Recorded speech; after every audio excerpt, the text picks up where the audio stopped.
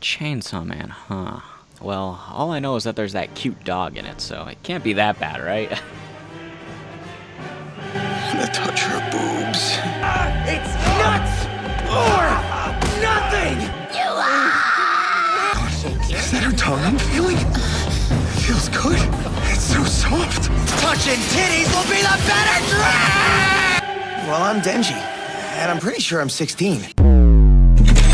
Chainsaw Man, a series released by Tatsuki Fujimoto on January 4th, 2019. You know, the guy who pretended to be a little girl on Twitter and has a thing for dominant women. Let's just say Chainsaw Man is a little weird, just like Fujimoto, its creator. I watched season 1 of Chainsaw Man when it was first coming out, and I immediately fell in love with the world, the characters, the emotions that are expressed. Basically everything, I really love it. So after finishing the anime, I immediately decided to get into the manga. I now own the entire first part of the series physically, and am completely up to date with the story so far. But with the new Reze movie coming out this October, I thought it would be fun to go back and look over the first part of the story. And just like the title of this video suggests, I'll be going over what I think is the deeper, hidden message of the entire story. So if you don't want any spoilers, this is not the right video for you.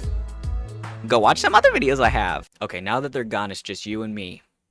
You know, the real ones. I'm assuming you clicked on this video having already watched the anime or the manga probably. If not, that's completely fine, but I hope you enjoy the recap and my thoughts on the story. Anyway, let's get into it.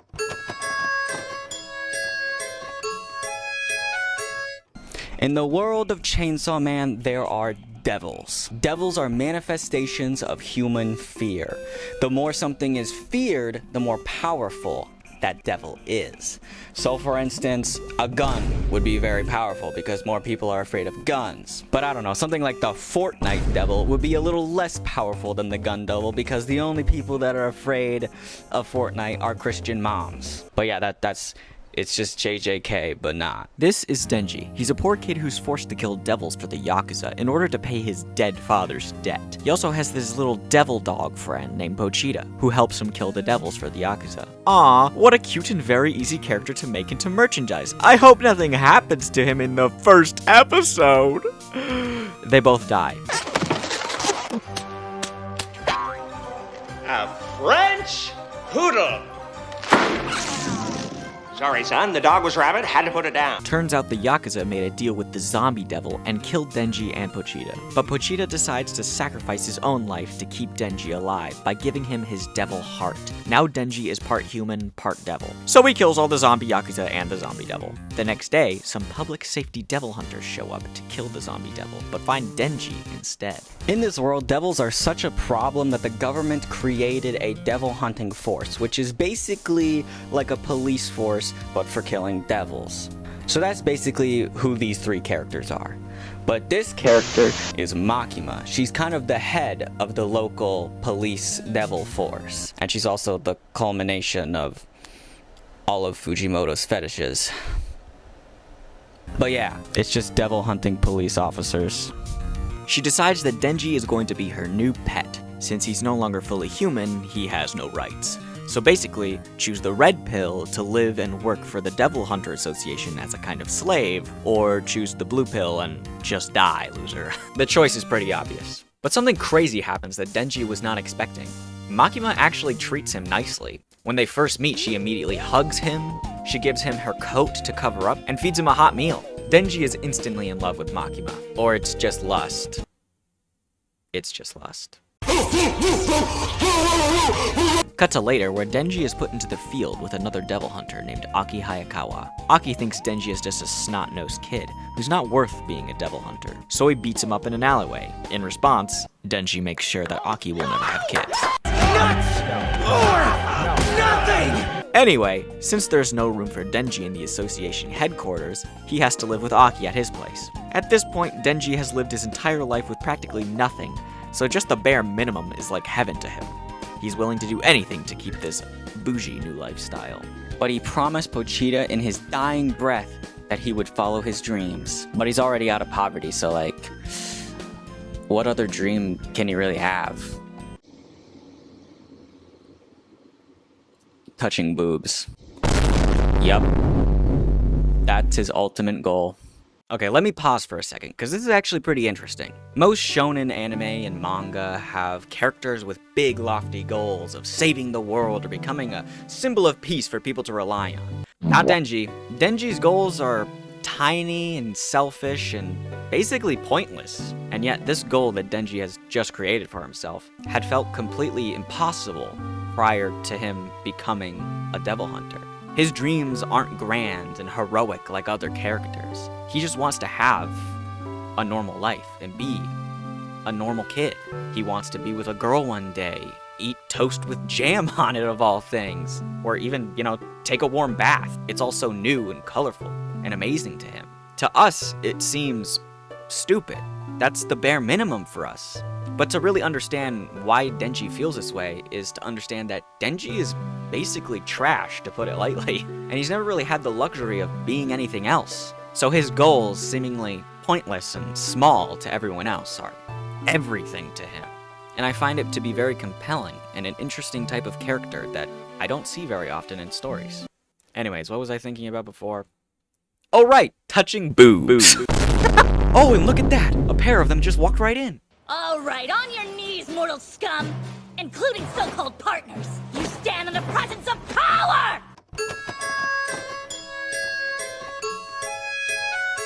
This is power. She's what we like to call a fiend, which is basically a devil that has possessed a human body. But she still inherits devil powers to a degree. If there's one word I would use to describe her personality, it would be narcissistic.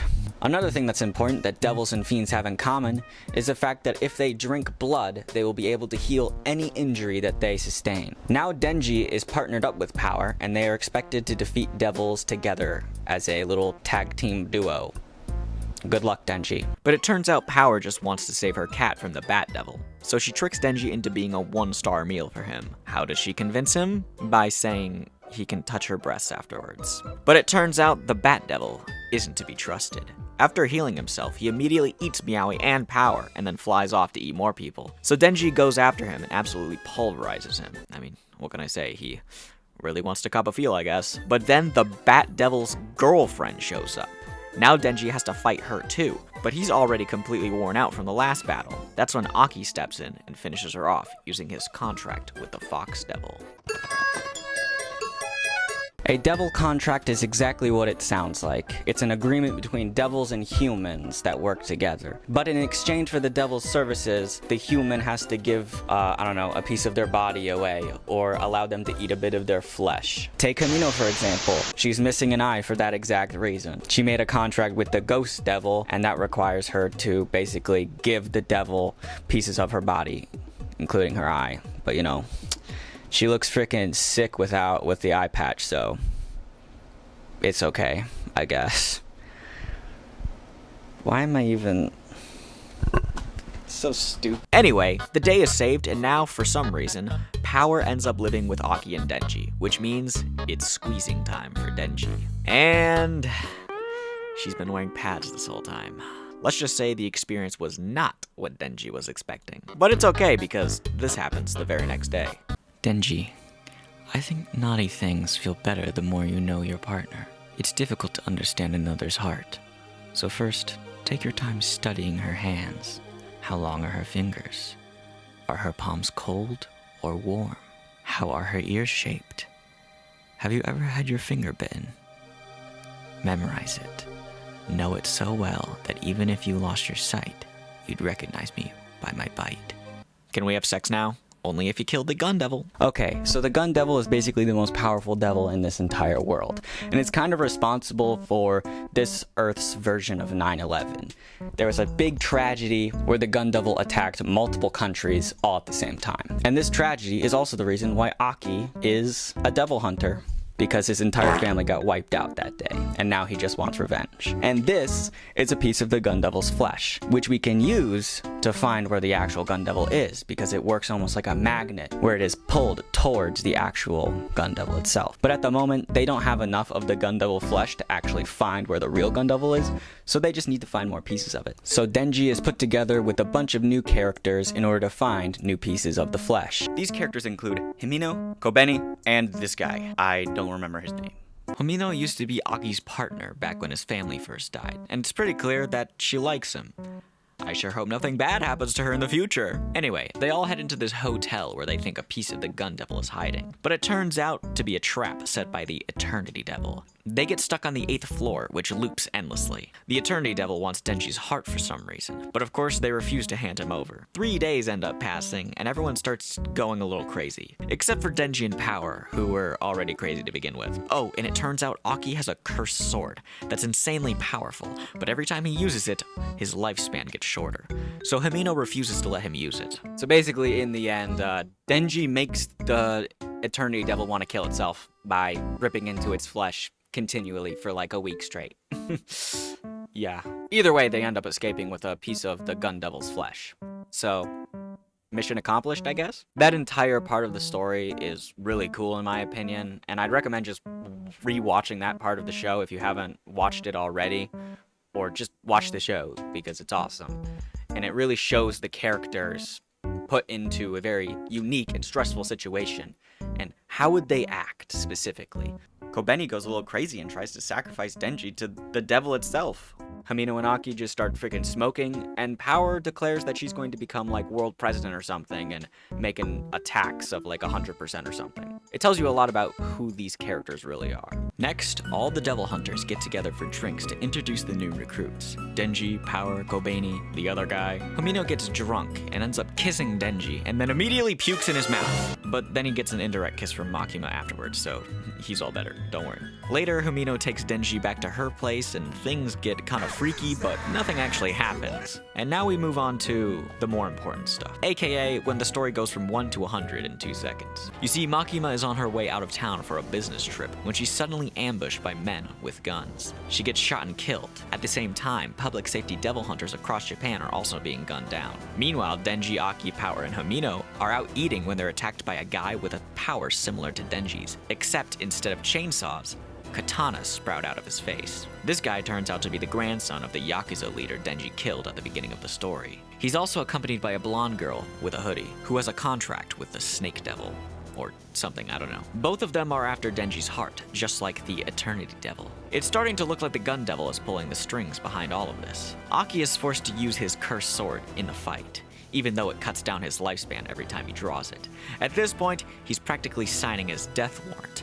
But Homino doesn't want to see Aki die. She actually wanted him to quit the force with her so that they could live a normal life. So in order to save him, she sacrifices everything to the Ghost Devil in one last fight. In the end, Homino dies. Denji is saved by Kobeni, and Makima, who turns out to be very much alive for some reason, uses some terrifying ability to kill the terrorists remotely from across the country. Unfortunately, Katana Man and the blonde girl still manage to get away. Everyone's left in rough shape, especially Aki, who just lost Homino and now only has a few years left to live. Alright, let's pause for a second and talk about what just happened.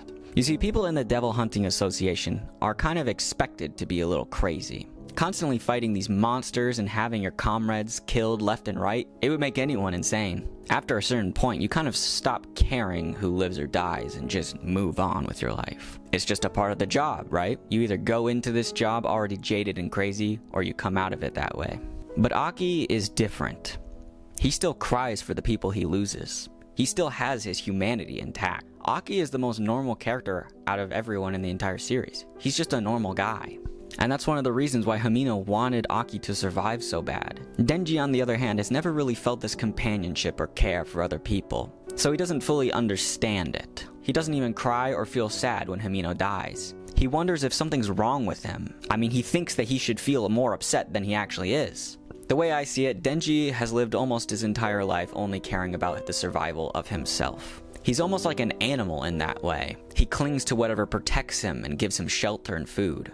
But if that caring hand that gives him shelter and food just leaves one day, he moves on to the next thing. He's broken in that way. At the end of the day, it's up to him to truly break through those feelings and find something that he cherishes and pour out his emotions into that. Denji's character is really just about understanding what it means to be human. And this whole crying thing will be more important later on in the story. But anyway, where was I? So clearly the Gun Devil wants Denji's heart for some reason. And if they want to survive the next attack by the Gun Devil, they're going to have to get stronger. So Aki decides to make a new contract with the Future Devil, who can tell the future and gives him the ability of foresight when fighting, which gives him an edge. But instead of having Aki give him a piece of his flesh or his eye in return, instead he decides that he just wants to watch Aki die, because he knows the horrible way he's going to die in the future, which is pretty messed up, but hey, he's a devil, so what can you do? On the other hand, Power and Denji also need to get stronger, so Makima assigns them a new teacher to train them to get stronger. Now this guy, I love this guy, and his name is Kishibe. This is shh, quiet. Answer my questions. What did you feel when your teammates died? Nothing much. I was like, they're dead. Do you want to get revenge? I don't like revenge stuff. Too dark and brooding. Me too. Humans or devils? Which side are you on? The side that'll take care of me. The side that's winning. You both get a perfect score. Huh? Types like you two are few and far between. Excellent. I love you. I'm scared. Makima, you can go. Their training begins right here and now. Well, I'll leave you to it. Miss Makima! I'm a devil hunter with Special Division 1. Makes me feel good to be called master, so call me that. I like booze, women, and killing devils. Anyway, their training basically just consists of them getting the crap beaten out of them, so they try a new tactic, actually using their brains for once. Unfortunately, wearing glasses doesn't magically make you more intelligent, as Power and Denji soon realize. But soon, they're strong enough to be put back into the field. You see, the Devil Hunting Association has tracked down the location of Katana Man and Snake Girl, so they're sending a special division of hunters to take them down, which of course includes Denji and Power. There's also a bunch of fiends in this division, like Shark Guy, Creepy Crawly Girl, Plague Doctor Dude, and Angel Twink. There's also Aki and Kobeni. They all head in and are met with a horde of zombies from the beginning of the story. I guess the sword-faced guy decided not to let his grandpa's Yakuza zombies go to waste. But it doesn't really matter, because they get their asses beat anyway. Power starts chomping on zombie flesh. Aki confronts his past and takes down Himino's ghost devil, which is now under Snake Girl's control. Kobeni makes friends with the violence fiend and also captures the blonde girl. And Denji reenacts chapter 3 by kicking Katana Man in the balls, which Aki joins in on. So in conclusion, they all win. But we're left with more questions and answers. Snake Girl ends up killing herself. Makima clearly knows way more than she's letting on. And finally, why the heck does every devil, including the gun devil, want Denji's devil heart? Anyways, we're getting into territory that is not covered by the anime. So before we get into that, let me quickly remember to put a comment on the comment wall today.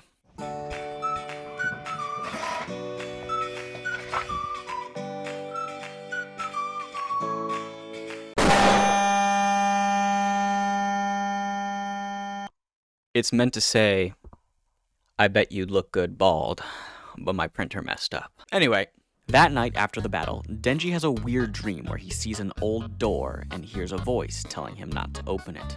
Then he wakes up and finds Power has a couple of extra horns for some reason. She's also way stronger now. According to Makima, she drank too much blood in the fight and has to get drained.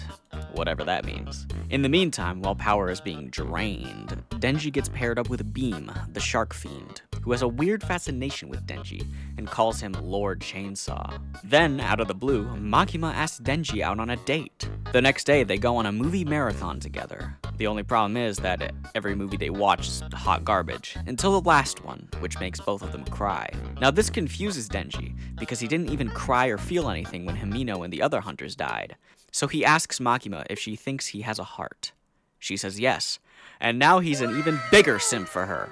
The next day, Denji's out on the town all happy, and ends up bumping into a girl named Reze. She works at a little cafe, and they start hanging out regularly. That's when Denji realizes something. I've never met anyone as funny as you, Denji. Oh yeah?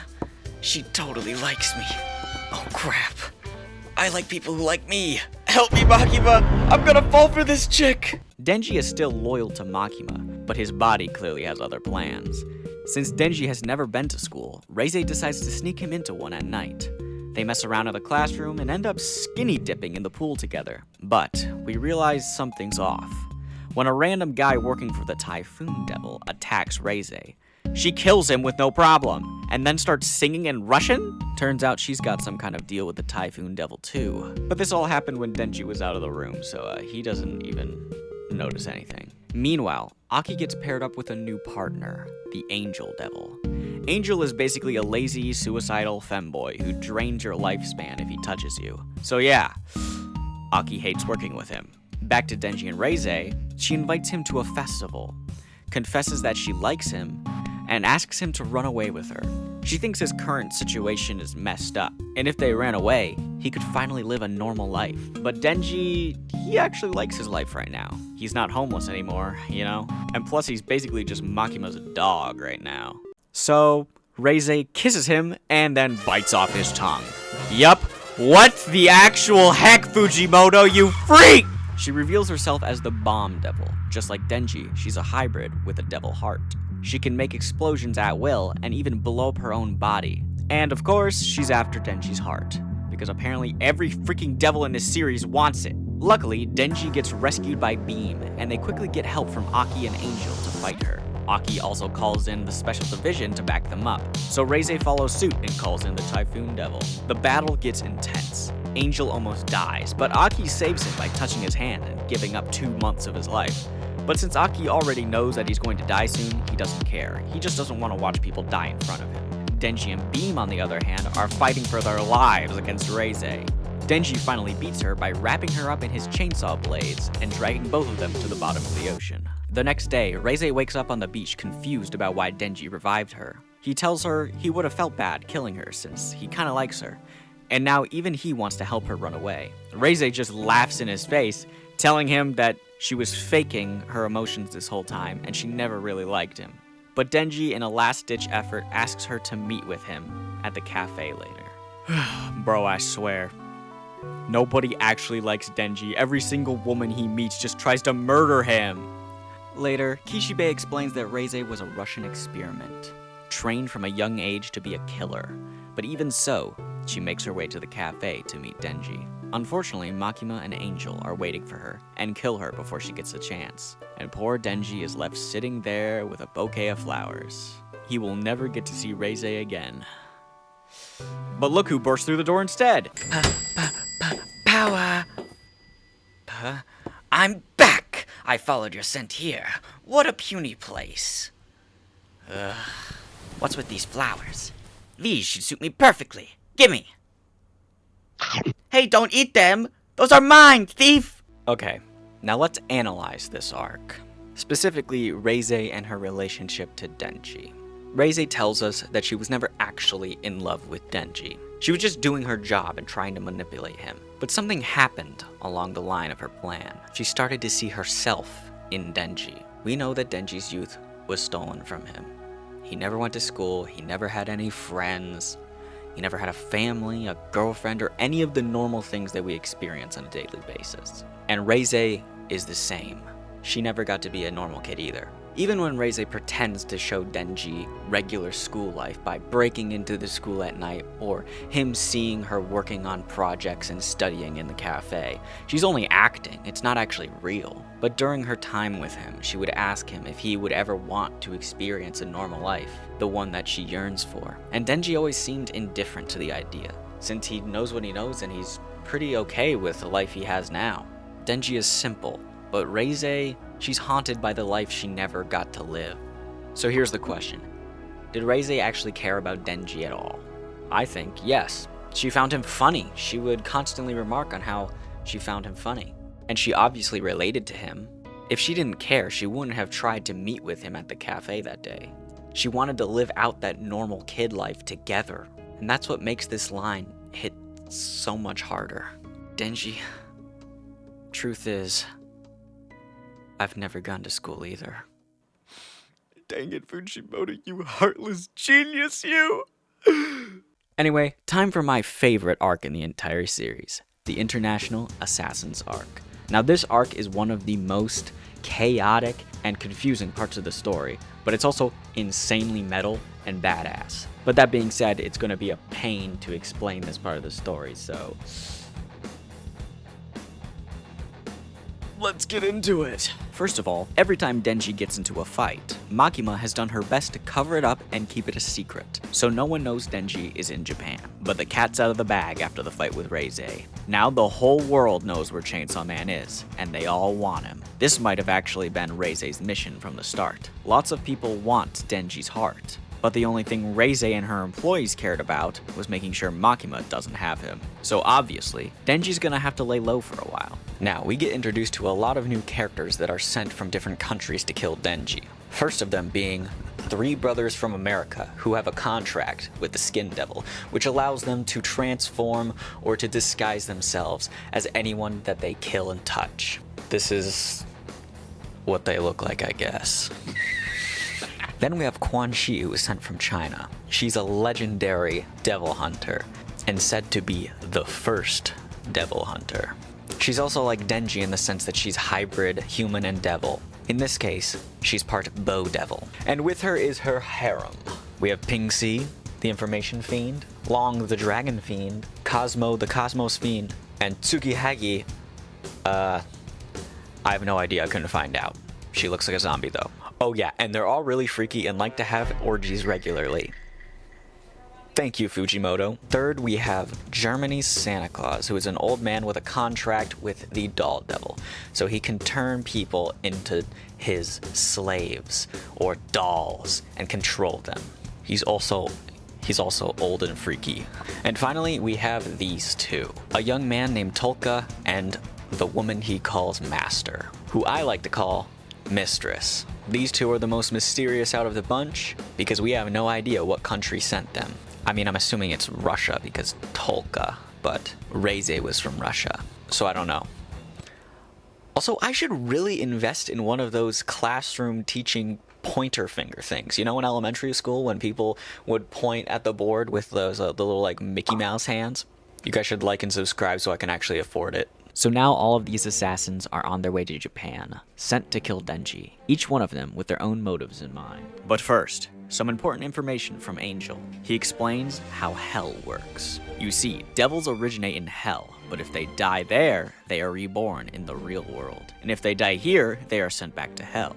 It's an endless cycle of rebirth, showing that devils can never truly die. After all, devils are just manifestations of human fears. An idea can't die. But in hell, there are devils with such powerful names behind them that they have never died. Also, devils and fiends don't remember hell when they're reborn, except for one thing, the sound of a chainsaw revving right before they died.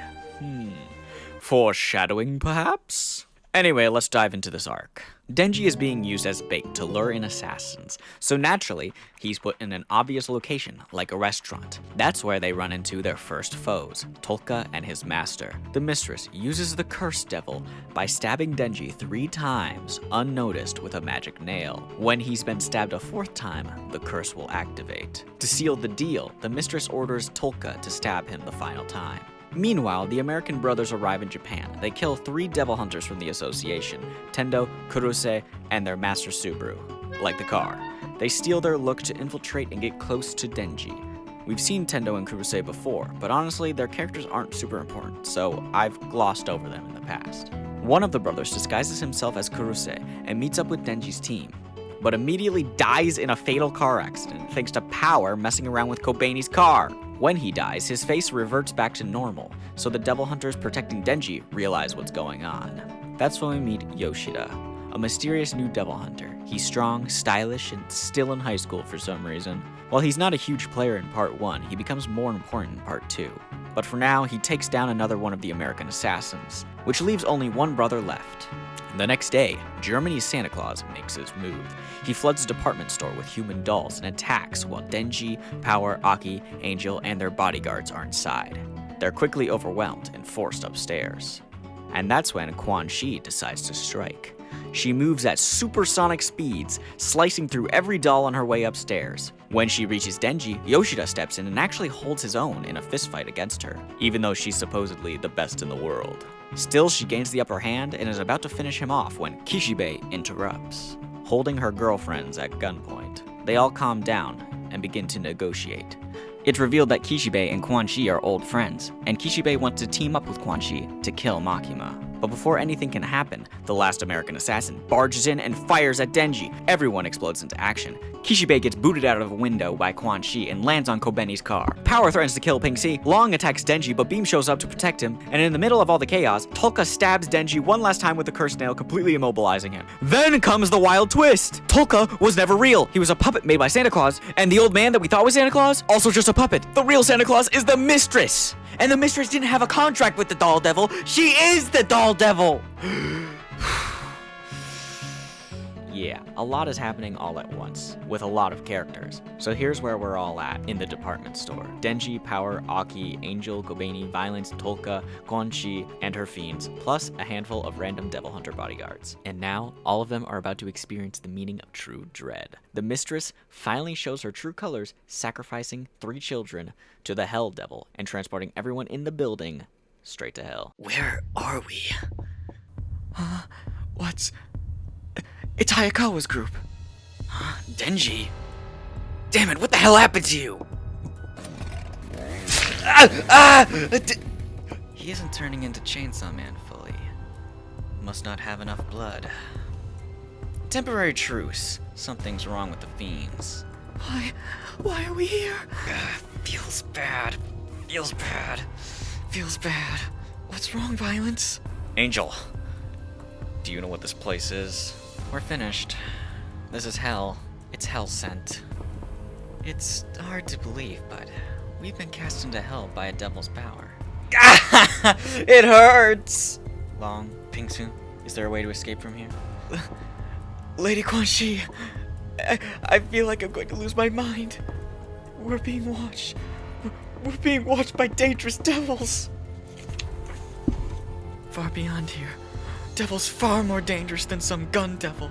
The devils with the names of primal fears are watching us. They're the transcendent. Devils who have never once experienced death. The very instant we draw their hostility, we'll die. Lady Quan Chi. Permission to kill myself. Idiot. I'll get us out of this somehow. It's strange, isn't it? Hell doesn't look like what we imagine. No fire, no brimstone, no doom guy running around, just an endless field beneath a sky of doors. But what's truly terrifying is what lives in hell. Remember what Angel told us. There are devils here who have never experienced death. Devils so powerful they shatter our very notion of what strong even means. The gun devil is nothing compared to the monsters lurking here. We can see their strength just by the reaction of the fiends screaming in agony and fear to the point of insanity. And this is my favorite part in the entire series, when everyone finally comes face to face with the devil known as darkness. It's already over! We're doomed! We're doomed! It's coming! It's on its way! It's here. The darkness devil.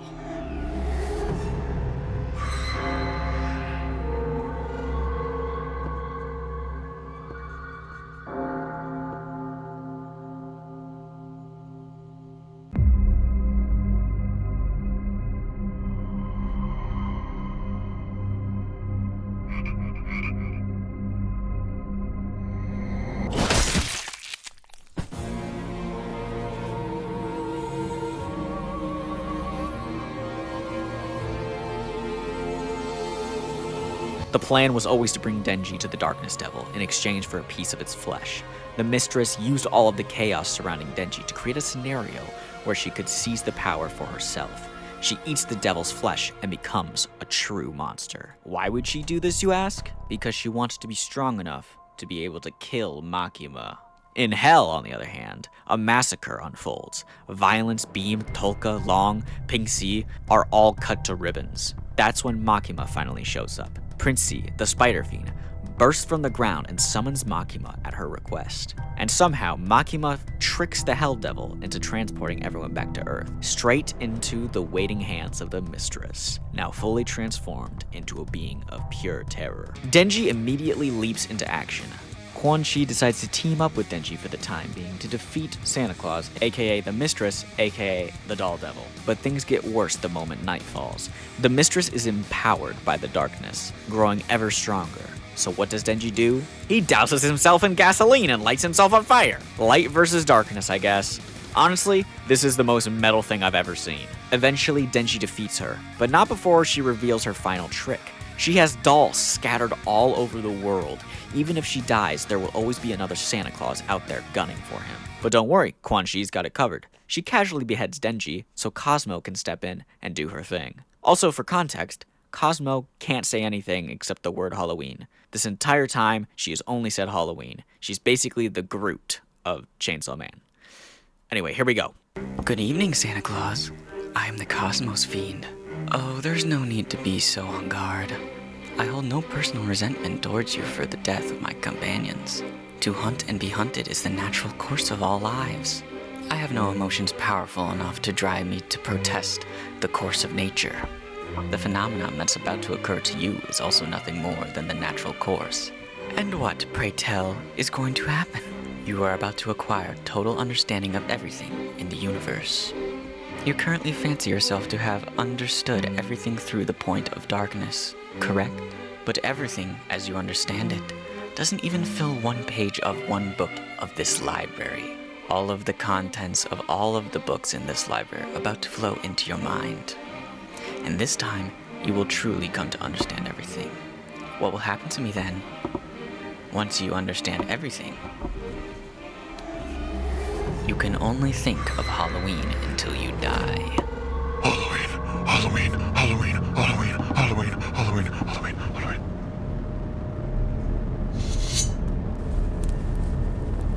We surrender.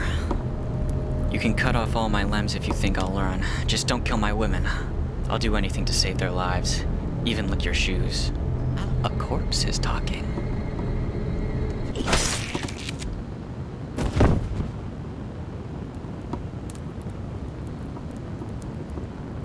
Halloween, Halloween, Halloween, Halloween, Halloween, Halloween, Halloween, Halloween, Halloween.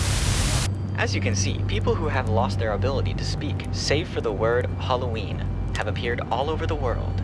Is it the power of a devil, or perhaps a new kind of virus? Aren't you gonna take off your blindfold? I don't want to see a thing. And that's the end of the International Assassins arc. It's a messy, chaotic part of the story that isn't super important to the overarching plot, but it serves as a great transition into who the real villain of the story is. Not to say it's unimportant though, it gives perspective, and shakes up the characters, and sets the stage perfectly for what's coming next. But what I really want to talk about is the Darkness Devil. A being so terrifying that it puts all the other devils we've seen so far to shame. Even Makima, who has seemed untouchable until now, barely survives. The fiends that encounter it are driven to suicide. That's how terrifying and bad this character really is. And then comes the reveal. Everything is swallowed by shadow and darkness. And the only thing we can see is astronauts cut in half praying as their entrails lay before them like a shadow. It's almost as if the Darkness Devil's about to walk past them like a king in its hall. Now this page is a little confusing and hard to understand what exactly it's supposed to represent. But I believe that the astronauts are meant to resemble the void of space, utter darkness. And they're all lined up as if worshipping the embodiment of darkness itself. If I had to pick one word to describe this devil, it would be Lovecraftian. A monster that represents a fear so vast and so universal that humans cannot even comprehend it. And then when we finally see its form, it slices everyone's arms off like everyone's just bugs, and it can just step on them with ease. It's like a freaking Elden Ring boss, and it's incredible. So even if this arc isn't the peak of the story, the encounter with the Darkness Devil just shows everyone how small they really are. And the trauma sticks, especially with Power, who is traumatized from this point onward. Even Aki is shook and doesn't know where to go from here. It's so incredibly awesome and cool and dark and edgy and artsy-fartsy. It's everything I love about artwork, all in one chapter. Fujimoto's the GOAT for this one, I swear.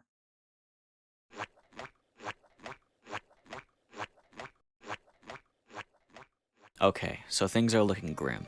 Aki lost an arm, Angel lost both of his arms, Kobeni resigned, and Power is terrified of everything after the incident with the Darkness Devil. She feels so grateful for Denji saving her that she makes him drink her blood as a reward, even though he didn't want to drink her blood and just did it to make her calm down. So they all take a bit of a break to recover. They go to visit Aki's family grave together, and afterwards Aki decides he doesn't want to be a part of the plan to kill the Gun Devil anymore. The guy who used to be hateful and angry towards every devil, especially the Gun Devil, now, more than anything, wants to protect the people he cares about, which includes Denji and Power. So he requests that all of them be taken off the force assigned to kill the Gun Devil. But Makima will not allow Power and Denji to be removed from the operation, so Aki is forced to tag along anyway. Now that they're officially a part of the operation, Makima tells them a crazy secret. The Gun Devil has already been defeated. The only thing left are the pieces of it that are in the hands of different countries' governments. Instead of killing the Gun Devil, Makima plans to retrieve those pieces from other countries, basically starting a war with them. Which means that Katana Man and Snake Girl were never actually working for the Gun Devil. The day before the operation, Aki gets a glimpse of his future from the Future Devil, showing him that both he and Power will be killed by Denji. So he goes to see Makima with Angel on the beach to tell her the bad news. This is when we learn who the real villain of the story truly is. When they meet, Angel suddenly remembers his past, something he had no memory of until now. When he was first reborn into the real world, he was a peaceful devil who lived with a tribe of people.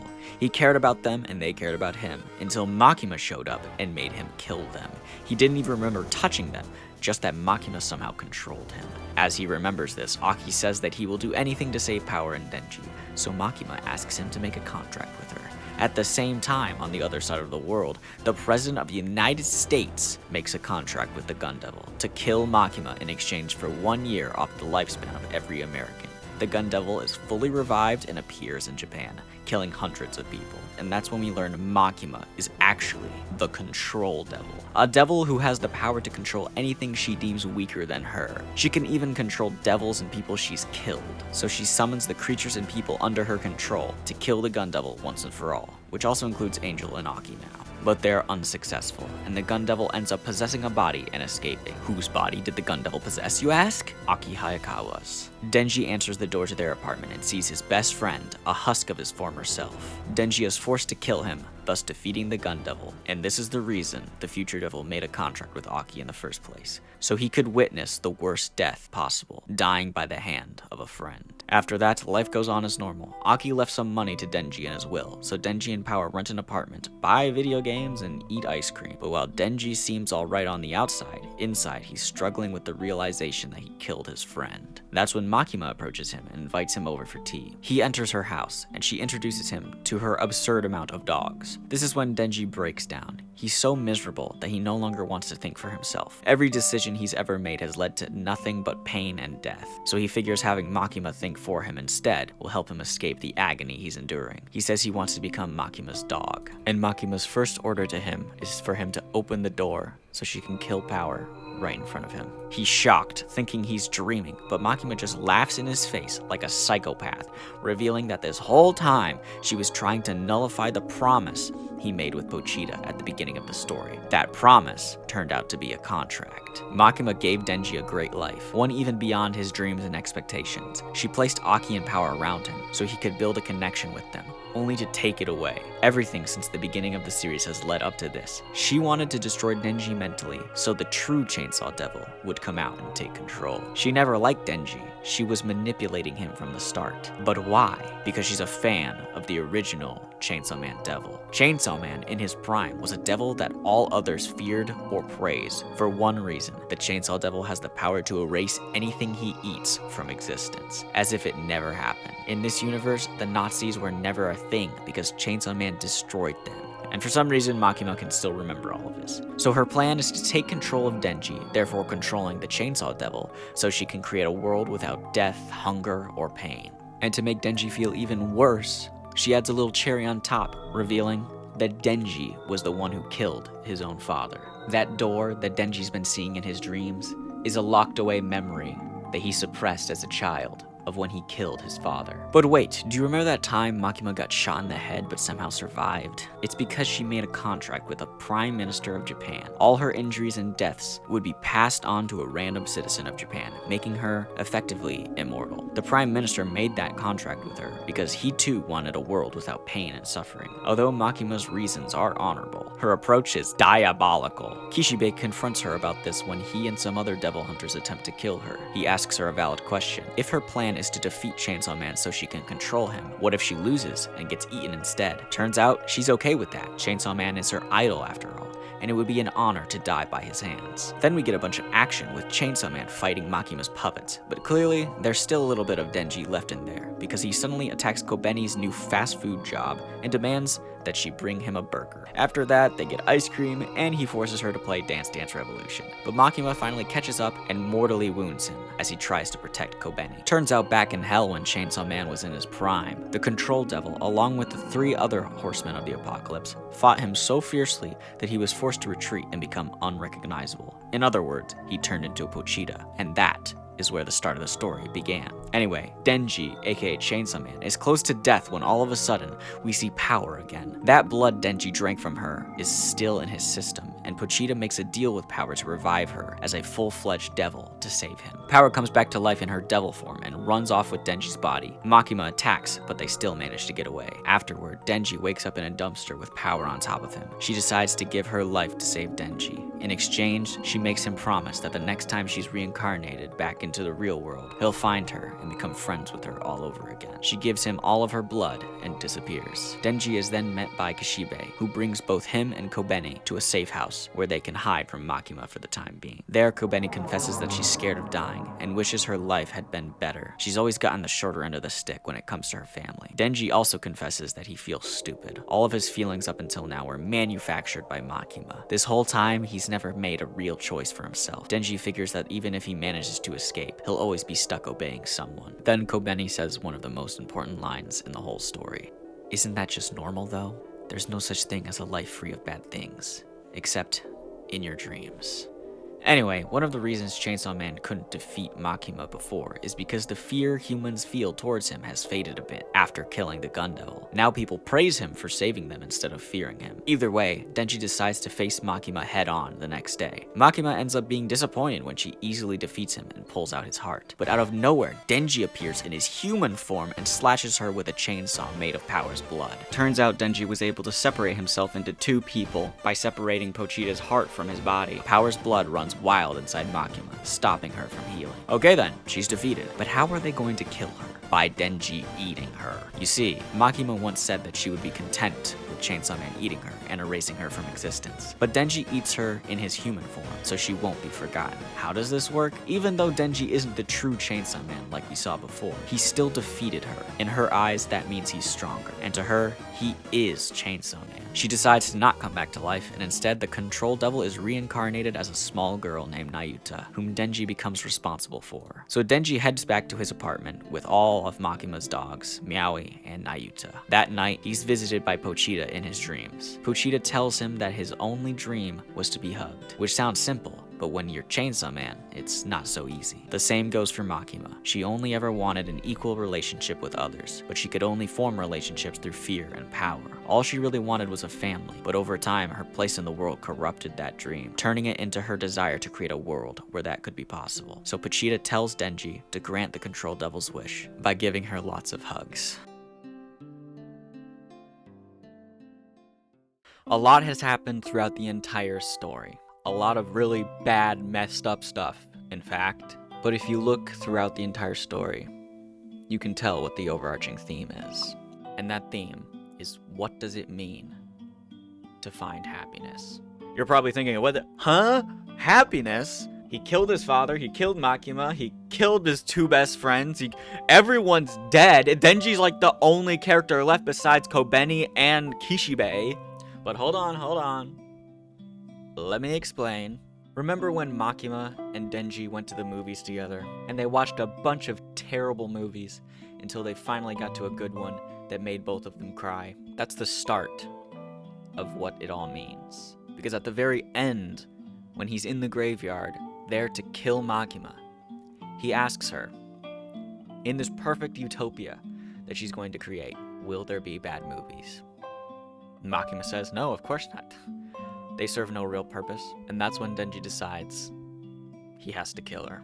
Because you can't have a utopia, you can't have good experiences without the bad experiences. It wouldn't be living, and it wouldn't be life if everything went exactly as you wanted it to, that everything was perfect. The mishaps and the pain that we go through on a daily basis shapes us into the people that we are now, so that we can truly appreciate the good things that happen. And that time when Denji thought he had lost his humanity because he couldn't cry about the people that he lost, well, he hadn't built a connection with them truly. He hadn't lost his humanity. But Denji finally made a connection between Aki and power. A connection so strong that when it was finally gone, he did feel pain and he did feel sorrow. But because of what Kobeni said when they were hiding out together, he realized that life isn't perfect. Bad things are gonna happen no matter what, however big or small. And he has to just move on and remember the good things. If you get held up by the past things, the bad things that happened to you, you're never gonna see that happiness again. You have to cherish the things you had, even when they're gone, and continue living, because you'll find more happiness along the way. At least that's the way I see it. And that's what makes Makima's situation so utterly depressing. She is the villain, and we're meant to fear her and hate her, but I don't. Even Denji doesn't. Because Denji realizes without Makima, he wouldn't have had the happiness of meeting Power and Aki. Even though she put him through so much pain, if it wasn't for her, he would have never experienced the friendships that he built. Even when he kills her and eats her, he says he doesn't hate her. I mean, all she wanted to do was make a life where she could be happy. And even though Makima didn't even see Denji as a person, just a pawn in her game, he is the one who saves her in the end. By giving her a family at the end of the story. Giving her lots of hugs. But besides that, the story is just amazing. There are so many things from the very beginning to the end that all connect like a puzzle piece. So many callbacks from the beginning where Denji and Pochita are forced to just eat bread. That's the only thing they could afford. And at the end, he asks Nayuta, what she want to eat? And she says, a slice of bread. That's craftsmanship. That's amazing. That you can go from the very beginning of the story to the end and still have tiebacks. It's that kind of stuff that makes Chainsaw Man like my favorite manga ever. Fujimoto is crazy, and he didn't need to make Denji such like a pervert at the beginning where he only wants to squeeze boobs. But his story is so meaningful. And even though it's so depressing sometimes, and I will miss Aki and Power, I think it was necessary to tell a good story. It's just so good, and I love it so much. And I'm so excited for the movie that's coming out. I pray that after the movie gets released, we get confirmation for season 2 of the anime. And I know the season 2 is gonna be so good, because the season 2 is gonna be my favorite arc, like I said.